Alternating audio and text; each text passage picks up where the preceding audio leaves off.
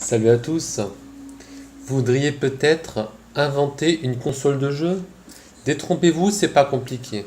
Une console de jeu, c'est un ordinateur avec un système d'exploitation propriétaire dessus et un bootloader bloqué. Bon, ça c'est autre chose. Le bootloader, c'est le petit programme quand on démarre l'appareil qui permet de choisir le système d'exploitation. C'est le chargeur d'amorçage. Le truc, c'est sur la PS4, sur les consoles, il est bloqué. Vous ne pouvez pas installer un autre OS que celui proposé par la PS4 ou celui qui est installé par défaut. Bon, mais c'est un ordinateur quand même. Les composants sont pas faits par Sony ou par Microsoft, ils sont faits par diverses marques, Intel pour le processeur ou AMD par exemple, il n'y en a que deux. Enfin, les deux principaux en tout cas, les deux grands parce que les autres ne sont pas utilisés. Et, euh, et quand on démarre la console, il charge l'OS. Bon, on va appliquer le même principe. Il vous faut un Raspberry Pi. Donc moi j'ai le boîtier. Et à l'intérieur, j'ai un Raspberry Pi. Je vous montre à quoi ça ressemble.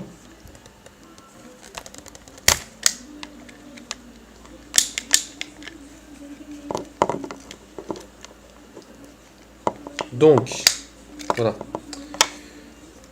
À l'intérieur, du boîtier, j'ai mis un Raspberry Pi. C'est une carte mère avec un processeur intégré. Donc c'est un genre de circuit imprimé. C'est un ordinateur complet. Sauf qu'il n'a pas d'OS dessus.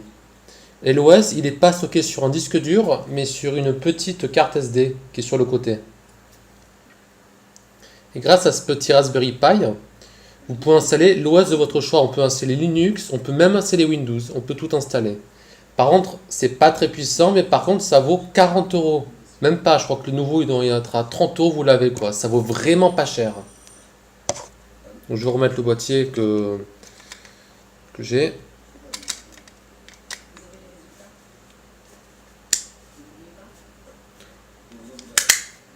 Donc, plusieurs solutions s'offrent à vous pour faire ça une console de salon. C'est pas compliqué. Vous installez Linux dessus et vous mettez par exemple des jeux, vous installez des jeux.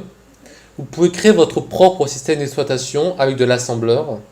C'est pas compliqué, c'est plus simple que ce qu'on le croit. Et créer des jeux en assembleur, ça ne demande pas tellement de connaissances. Alors l'assembleur, vous verrez, je vais vous montrer dans une prochaine vidéo. Il n'y a rien de difficile. C'est juste des registres et des interruptions DOS et BIOS. En fait, c'est comme voilà, vous enregistrez dans les registres du processeur et vous faites du input-output et vous appelez des interruptions BIOS. Donc c'est vraiment pas compliqué.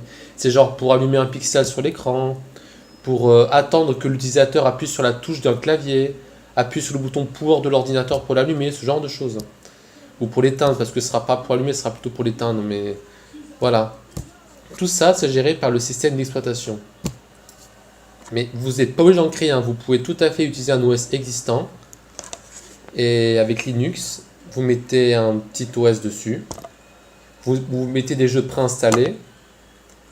Et vous avez inventé une console de jeu. Après, vous pouvez toujours vous fabriquer un petit boîtier. Si vous avez une imprimante 3D, vous pouvez faire un petit truc en plastique, assez joli. Vous pouvez même imprimer un truc et le mettre par-dessus, ça peut être pas mal. Le tout pour, allez, je dirais 30 euros. Après, ça dépend où vous l'achetez, mais c'est dans ces prix-là.